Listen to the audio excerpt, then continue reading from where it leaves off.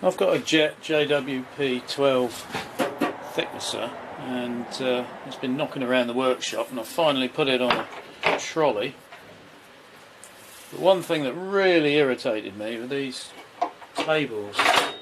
So I think they're designed to fold up, but there's just no positive latching going on, especially on the other side. So they just fall down like that, and then they're perfect height for catching you. So when I screwed it to the trolley that I made for it, I 3D printed these catches which hold the table up on the little flange on the side there. So there's a bit more of a positive thing holding it up rather than just well, nothing really, just a bit of cloud holding it up. So I might put a couple of those on each table. One's enough to hold it in quite a positive way, and then you just flick it out of the way and the table drops down and it clears it.